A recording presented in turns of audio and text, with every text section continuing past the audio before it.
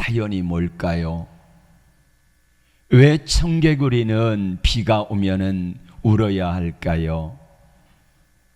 어머니와 소통이 안 됐기 때문입니다. 평소에 청개구리가 어미 청개구리하고 소통이 잘 됐더라고 하면은, 그러면은 얼마든지 여러 가지 이야기를 하면서 잘 이게 문제가 해결이 됐을 터인데, 소통이 안 되다 보니까 동으로 가라 그러면 서로 가고, 이거 해라 그러면 저거 하고, 삐뚤어진 길로 가니까 마지막에 어미 청개구리가 소원을 가지고 아들을 불렀습니다. 아들아, 내가 죽으면은 강에다 묻어달라. 강에다 묻어달라 그러면은 평소의 심성으로 아들 청개구리는 산에다 묻을 걸 알았기 때문입니다. 그래서 어머니가 마지막으로 죽기 전에 아들과 소통하는 방법은 그거였습니다. 강에다 묻어달라 그러면은 산에다 묻을 것을 아는 소통법이 있었기 때문에 어머니는 죽기 전에 아들과 그렇게 소통하기를 원했던 거지요. 그리고 어미 청개구리가 죽었습니다. 평소에 어머니와 소통을 안 하던 이 아들 청개구리가 자기의 잘못을 깨닫습니다. 그리고는 어머니와 제대로 된 소통을 합니다. 어머니가 마지막 유언에 어디 묻어달라고? 강가에다가 묻어달라 그랬으니까 아들 청개구리는 어머니와의 마지막 이야기, 마지막 유언을, 소통을 제대로 하기를 원했습니다. 평소에는 잘못했던 소통을 이제는 제대로 하기를 원했던 거지요. 그리고 어디 묻어요? 어머니의 소원대로 강가에다 묻어요. 그리고 비가 오면은 어머니의 무덤이 떠내려갈까 봐서 그렇게 슬프게 운다 그러지 않습니까? 소통이 안 됐기 때문에 이 문제가 생긴 겁니다. 오늘 세례 요한 이야기를 말씀을 전합니다. 세례 요한은 예수님과 하나님과 소통이 잘 된 사람이었습니다. 세례 요한의 아버지가 사가랴인데 사가랴는 제사장입니다. 세례 요한이 임신할 때에 천사 가브리엘이 와가지고 아들을 낳을 것이다. 자, 부인 엘리사벳이 늙었습니다. 아이를 가질 수 없어요. 그런데 하나님과의 소통이 잘 되어진 세례 요한의 아버지 사가랴와 모친 엘리사벳은 하나님의 말씀을 믿었습니다. 하나님과 소통이 잘 된 거지요. 그렇게 해서 세례 요한이 태어났고, 세례 요한은 예수님에게 세례를 주었던 사람입니다. 그리고 세례 요한은 예수님을 증거했던 사람이에요. 보라, 세상 죄를 지고 가는 하나님의 어린 양이다. 저 예수가 그리스도다, 하나님의 아들이다 증거했던 사람이 누구라고요? 세례 요한입니다.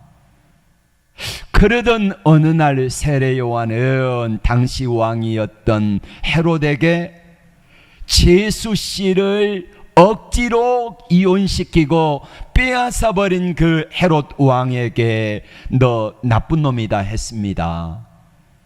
여러분, 마땅히 세례 요한으로서는 선지자적인 사명을 감당하기 위해서 이 일을 한 거예요. 나쁜 놈을 나쁜 놈이라 말해야 될까요? 말아야 될까요? 말해야지요. 잘못한 것을 잘못했다고 해야 될까요? 말아야 될까요? 해야지요. 그래서 우리나라는 여의도에 100만 명 정도가 모였지 않습니까? 이건 잘못됐다, 나쁘다라고 말하기 위해서. 세례 요한이 그렇게 말을 하니까 헤롯이 세례 요한을 감옥에 가둬버렸어요.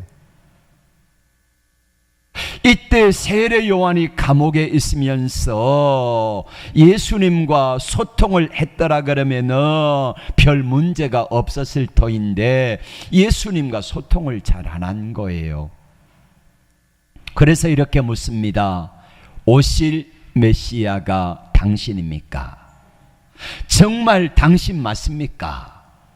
아니면 우리가 또 다른 메시아를 기다려야 됩니까? 이렇게 하면서 제자들을 보내가지고 예수님께 물었습니다. 소통이 안 됐기 때문에 그렇습니다. 예수님과 소통이 안 되니까 그렇게 물은 거예요. 다시 말하면은 오실 메시아가 정말 당신 맞습니까? 아니면 우리가 다른 메시아를 기다려야 됩니까? 이렇게 물었던 거지요. 여러분, 보통 사람들이라고 하면은 의심이 들어도 이해할 수가 있습니다. 그런데 세례 요한은 절대 그러면은 안 되는 사람입니다. 왜요? 세례 요한은 예수님이 이 땅에 태어나실 때부터 성장하는 모든 과정들, 자기 아버지 사가랴와 모친 엘리사벳을 통하여 예수가 그리스도이심을 알았습니다. 그리고 예수님에게 세례를 줄 때에 하늘이 열리고 하나님의 성령이 예수님의 머리에 비둘기처럼 임하는 것을 보았어요. 하늘의 음성이 들리기를 이렇게 말합니다. 이는 내 사랑하는 아들이요 내 기뻐하는 자다. 그러면은 세례 요한은 이분이 예수님이 하나님의 아들이요 그리스도라는 사실을 확실하게 믿었기 때문에 사람들에게 소개합니다. 보라, 세상 죄를 지고 가는 하나님의 어린 양이로다. 저분이 그리스도라고 하는 사실을 똑똑하게 증거했던 사람입니다. 그런데 세례 요한이 왜 예수님을 의심하게 됩니까? 소통이 안 되니까.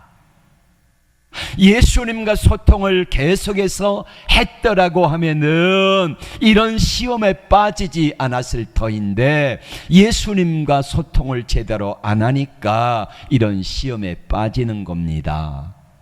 우리도 마찬가지예요. 예수님을 그렇게 잘 믿던 사람들이 주님과 소통이 멀어지면은 시험에 듭니다. 오늘처럼 교회 안 나와요. 문제가 있으면은요 도망가 버립니다. 주님과 소통을 잘 했더라고 하면은 이겼을 터인데 세례 요한이 그랬던 것처럼 주님과의 소통이 잘 안 되니까 문제가 생긴 겁니다. 세례 요한이 주님과의 소통을 위해서 애를 썼더라면 얼마나 좋았을까요? 근데 세례 요한이 마음이 삐진 겁니다.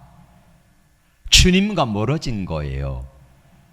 그래서 세례 요한에게 예수님이 제자들을, 자기 제자들을 보내가지고 물었던 거지요. 예수님이 면회를 한 번이라도 왔으면, 예수님이 오셔서 위로라도 해주셨으면은, 아니면은 제자들이라도 보내가지고 세례 요한에게 너무 걱정하지 말아라, 내가 기도할 테니까 염려하지 말아라, 당신의 사명은 이거다, 이렇게 말씀하셨다라고 하면은 세례 요한이 감옥에 있을 때에 조금이라도 마음이 편했을 터인데, 그런데 예수님에게 좀 제자들을 계속해서 보낸다든지 아니면은 요청을 한다든지 이래가지고 소통을 했더라면은 얼마나 좋았을까, 이렇게 생각을 해봅니다. 소통이 안 되니까 문제가 생긴 거예요. 그러니까 섭섭이가 들어온 겁니다. 믿음이 뭡니까?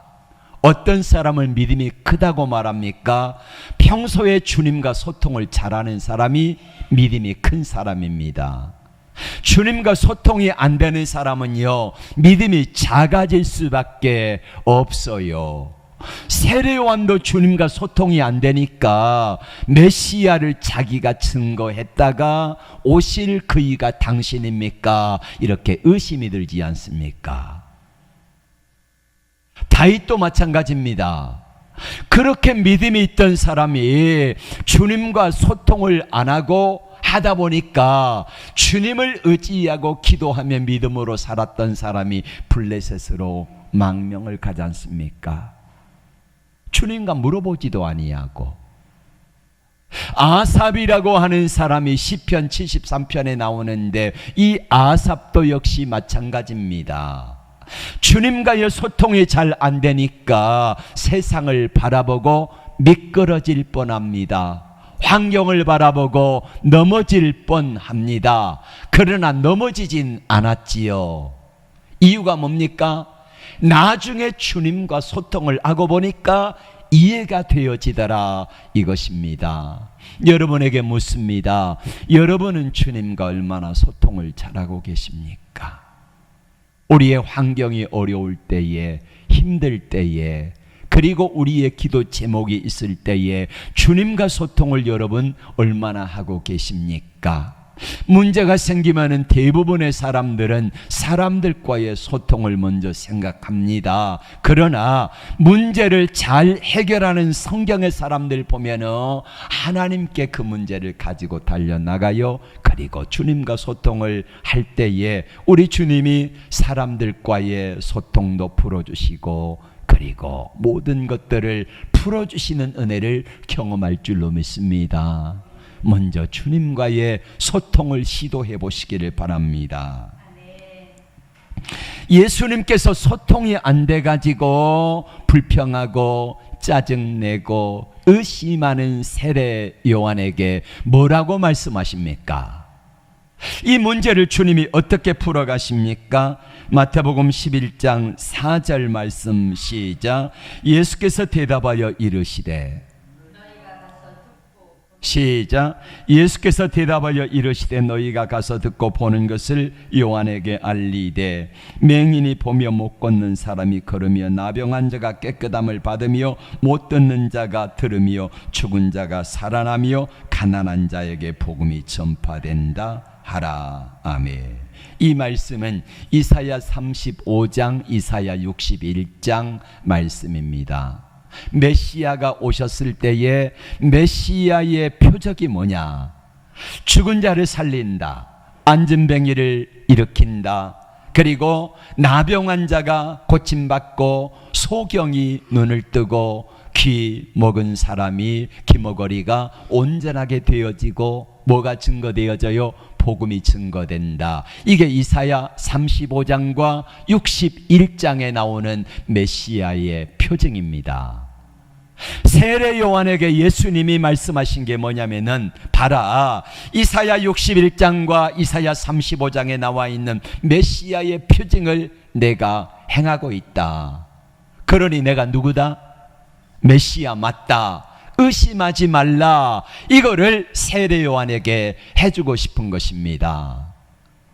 여러분, 문제가 생기면은 질문을 하면은 대부분은 이렇게 이야기하지 않습니까? 세례 요한이 오실 메시아가 그 당신 맞습니까? 우리가 딴 사람을 기다려야 됩니까? 그러면은 세례 요한에게 보통 사람이라고만 이렇게 대답을 합니다.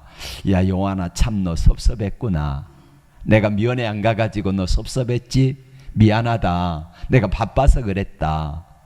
그러면서 요한에게 가가지고 조금만 참으라 그래라.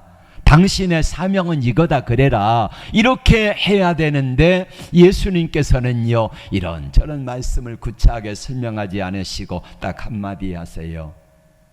메시아가 이런 사람인데 이런 메시아가 될 것인데 그대로 말씀들이 이루어진다 하라. 이렇게 이야기를 했던 것입니다. 세례 요한의 문제가 무엇입니까?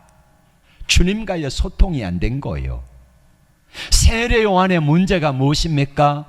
말씀이 희미한 겁니다. 하나님의 약속의 말씀이 세례 요한의 마음속에 희미하다 보니까 말씀이 믿어지지 않는 겁니다. 예수님이 행하신 사역들을 세례 요한이 듣고 알아요, 몰라요? 압니다. 감옥에서 다 들었어요. 예수님이 죽은 자를 살리고 앉은 뱅이가 일어나고 귀신이 쫓겨나고 복음이 증거되어지고 나병 자가 고침받고 여러 가지 표징들이 나타난다는 사실을 세례 요한은 제자들을 통해서 분명히 들어서 알고 있습니다. 그런데 세례 요한의 문제가 뭐라고요? 주님과 소통이 안 된 거예요. 그러면 소통이 되려면 가장 먼저 뭘 해야 되냐면요, 마음속에 하나님의 말씀이 믿어져야 된다는 거예요. 하나님의 말씀이 세례 요한에게 믿어지지 않는 거예요. 왜? 소통이 안 되니까. 우리 주님과의 소통이 되려면 말씀이 믿어지고 그 말씀이 들려지고 이해되어져야 되는데 세례 요한의 마음속에 섭섭이가 들어오고 환경 문제 때문에 말씀이 들리지 아니하고 믿어지지 않는 것입니다. 그러니까 세례 요한이 오실 메시아가 당신입니까? 우리가 다른 사람을 기다려야 됩니까? 이렇게 의심이 들었던 거지요. 환경 때문에 주님이 가리워진 겁니다. 말씀이 들려지지 아니하니까 주님이 보이지 않는 것입니다. 그래서 예수님은 세례 요한에게 야, 내가 너무 바빠서 미안하다, 못 갔다, 금방 한번 들릴게, 이런 말씀하지 아니하시고 예수님은 근본적인 문제가 내가 내 마음속에 하나님의 말씀이 믿어지지 아니하고 들려지지 아니하여서 문제가 생긴 거구나, 이 문제부터 해결하라 라고 딱 한마디만 하신 것입니다. 예수님은 세례 요한에게 말씀에 대한 확신을 주신 거지요. 여러분에게 묻습니다. 여러분은 하나님께 대한, 예수님께 대한, 그리고 교회에 대한, 주의 종에 대한 확신이 있습니까? 이게 없으면은요, 아무리 하나님 앞에 나와서 예배를 드리고 말씀을 들어도요, 말씀이 들려지지 않습니다. 그래서 세례 요한처럼 의심이 듭니다. 조금만 힘들면, 문제만 생기면은 의심이 들어요. 그리고 문제만 생기면 어디로 나갑니까? 세상 길로 도망가 버립니다. 오늘 세례 요한이 그랬습니다. 아삽이라고 하는 사람이 그랬습니다. 문제가 생기니까 답답해 견딜 수가 없는 것입니다. 그래서 예수님은 실족하는 자가 되지 말라 하십니다. 오늘 6절 말씀 같이 볼까요? 누구든지 나로 말미암아 실족하지 아니하는 자는 복이 있도다 하시니라. 누가 실족한 겁니까? 세례 요한이. 왜? 누구 때문에 실족한 겁니까? 예수님 때문에. 여러분, 아무리 세례 요한처럼 예수님을 잘 믿고 예수님이 어떤 분인가를 알고 자기가 소개를 했어도요, 어느 한순간에 세례 요한처럼 실족할 수 있다니까요. 저도 마찬가지입니다. 여러분들도 마찬가지예요. 어느 한순간에 실족하여 넘어질 수 있다는 것입니다. 그러나 여러분, 실족하여 넘어졌으면은 넘어지고 엎어진 김에 기도하시기를 바랍니다. 그러면은 주님 만날 수 있어요. 가룟 유다를 보세요. 주님의 12 제자 중 한 사람으로 중요한 직무를 맡았습니다. 회계를 맡았습니다. 아무나 안 맡기잖아요. 똑똑한 사람, 유능한 사람에게 회개를 맡기지 않습니까? 그랬던 이 가룟 유다가 주님과 제대로 된 소통이 없었어요. 예수님이 어떤 분인가에 대한 소통이 없었어요. 마음속에 저분이 진짜로 메시아인가 하는 소통이 없었습니다. 이 가룟 유다는 출신이요 독립투사입니다. 독립투사였던 이 가룟 유다가 예수님에 대해서 의심이 들기 시작합니다. 그럼 주님과 뭘 해야 된다고요? 소통을 해야 돼요. 나는 예수님 잘 안 믿어집니다. 하나님의 나라가 무엇입니까? 예수님 왜 오셨습니까? 예수님이 이 땅에 오신 목적은 세상의 권력을 쥐고 대통령이 되어지고 왕이 되어지는 것이 아니라 하나님의 나라를 알려주기 위해서 오셨지 않습니까? 그런데 가룟 유다의 마음속에는 세상 나라를 원했고 예수님은 하나님의 나라를 원했고 소통이 잘 안 된 거예요. 그러면은 소통을 위해서 가룟 유다가 예수님께 물어야지요. 하나님의 나라가 무엇입니까? 어떻게 해야 됩니까? 저는 잘 안 믿어지는데 어떻게 해야 됩니까? 그랬더라면은 가룟 유다는 예수님을 은삼십에 팔아버리지는 않았을 것입니다. 그랬더라면 가룟 유다는 비참하게 목매여 자살하지는 않았을 것입니다. 주님과 소통이 잘 되기만 했다고 하면은 가룟 유다는 멋진 신앙의 사람으로 남았을 것입니다. 여러분, 주님과의 소통이 잘 안 될 때에 문제가 생기고 힘든 일이 생기고 어려움이 있을 때에 여러분 좀 주님과 소통하시기를 바랍니다. 주님과 소통을 위해서 애쓰시기를 바랍니다. 그래야 사는 길이 열려요. 세상 사람들, 능력 없는 사람들과 아무리 소통을 하려고 해도요, 소통하면은 뭐합니까? 그래서 이사야 2장 8절인가 7절의 말씀이 이렇게 말씀합니다. 너희는 도울 힘이 없는 인생을 의지하지 말아라. 그 호흡은 코에 있나니 새말 가치가 어디가 있겠느냐, 이렇게 말씀합니다. 세상 사람들은요 유한하고 의지할 대상이 되기는 하지만은 그러나 근본적인 문제를 해결해 줄 사람이 없습니다. 그래서 주님께 나와서 주님을 의지하라는 거예요. 하나님과 소통을 시도해 보시기를 바랍니다. 하나님과의 소통을 위해서 애를 쓰시기를 바랍니다. 그러면은요 주님께 소통을 하기 위해서 나아가면은 주님이 반드시 문제를 해결하십니다. 바울과 실라가 있습니다. 2차 선교 여행을 가가지고 복음을 전하다가 보니까 귀신 들린 여종 청년 하나가 귀신 들려가지고 점을 치는데 많이 귀신 들리니까 잘 알려줘요. 돈을 많이 벌었습니다. 바울과 실라가 지나가니까 보면서 하나님의 거룩한 종이요 그러면서 계속해서 따라다니면서 바울과 실라를 그렇게 이야기합니다. 불쌍하잖아요.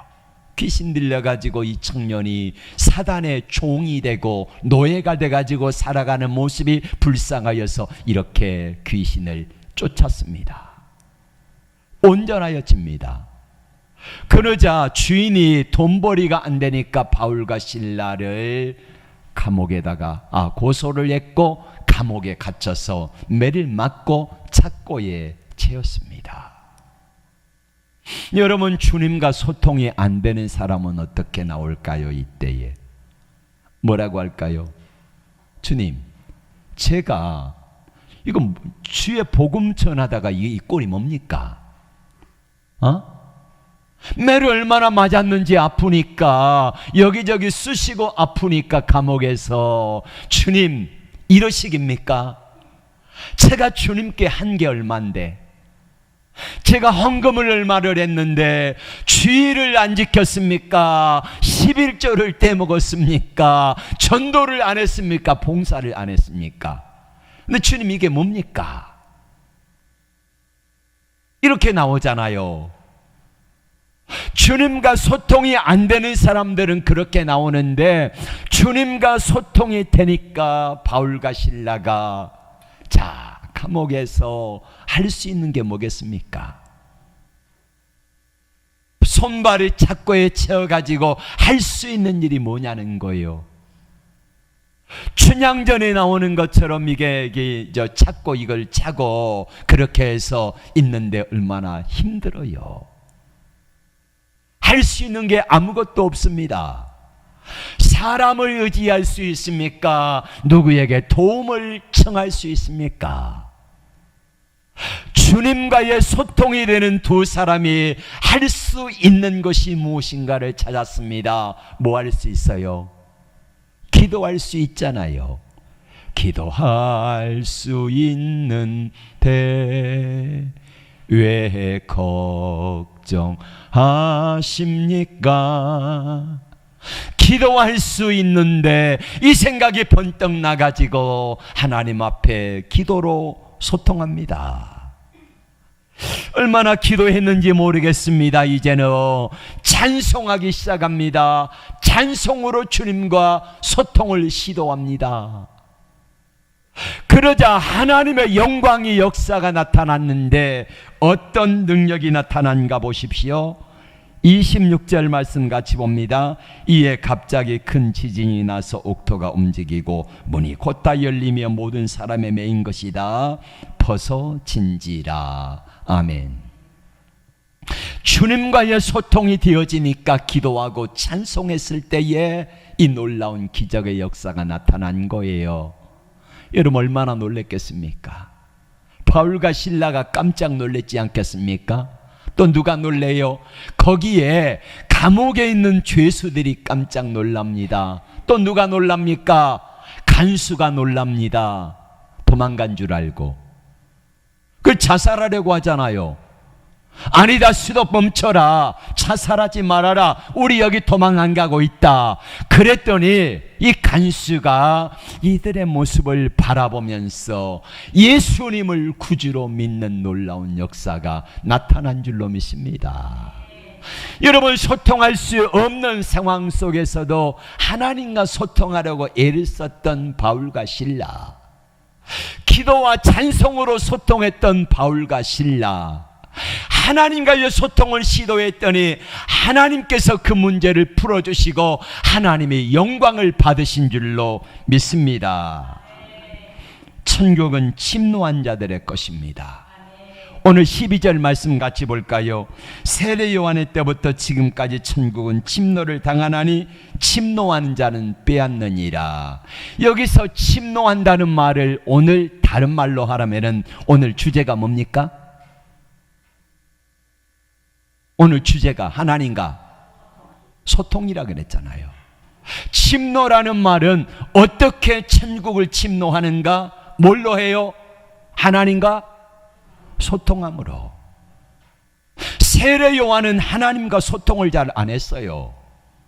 세례 요한은 예수님과 소통을 시도하지 않았어요. 그러다 보니까 소통이 안 되니까 막히는 거예요.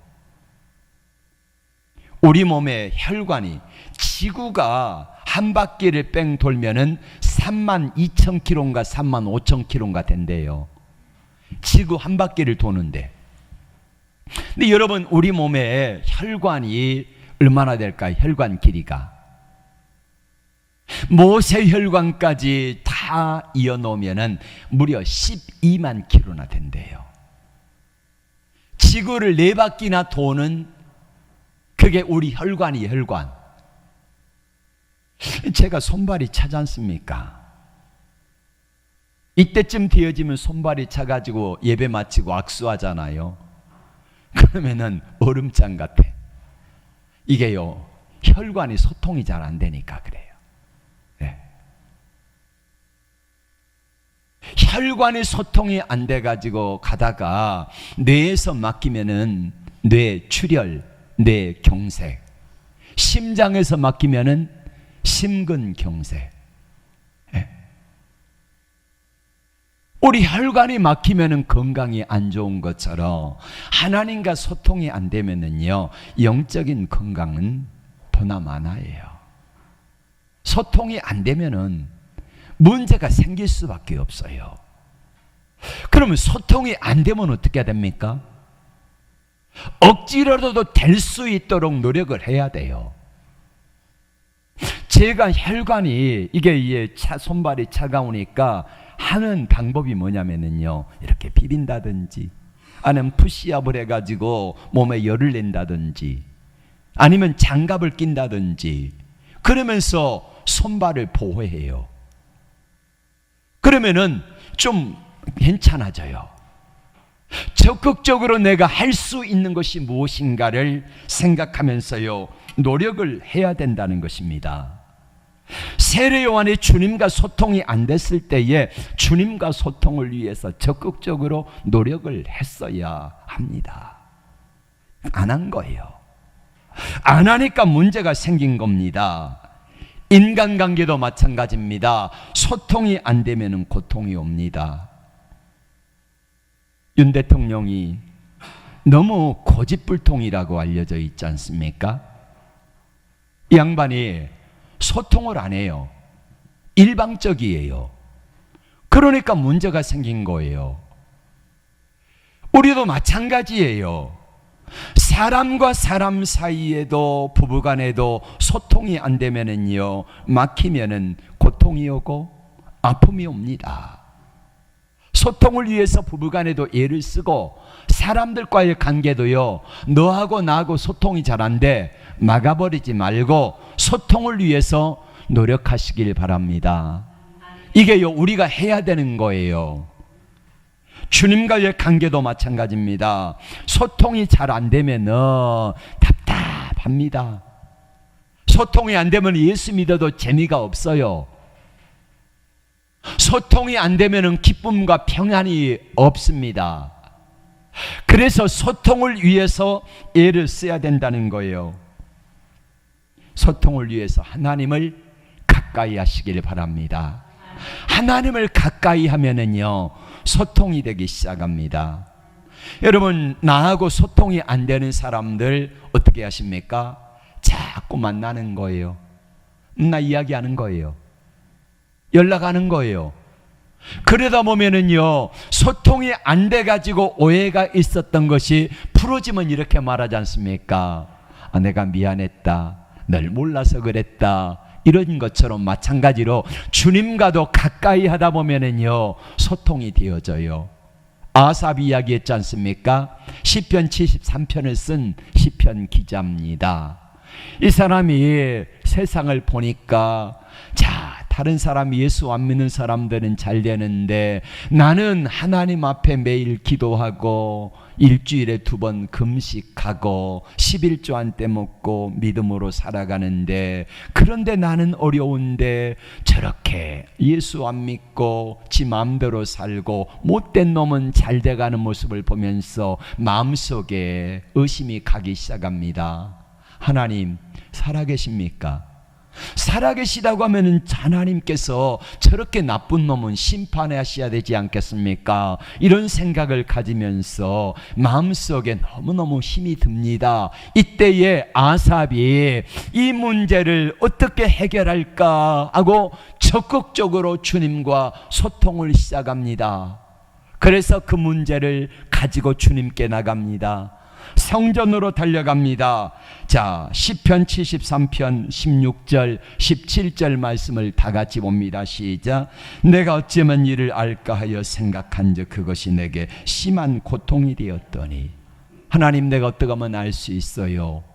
아무리 그렇게 해도요, 잘 이해가 되어지지 않고 내 마음속에 오히려 고통이 더해요. 그 다음 절에 하나님의 성소에 들어갈 때야 그들의 종말을 내가 깨달았나이다. 어디 들어가서 알았다고요? 성전에 들어가서. 성전에 들어가서 하나님께 계속해서 묻고 또 묻고, 하나님 어떡합니까? 알려주세요.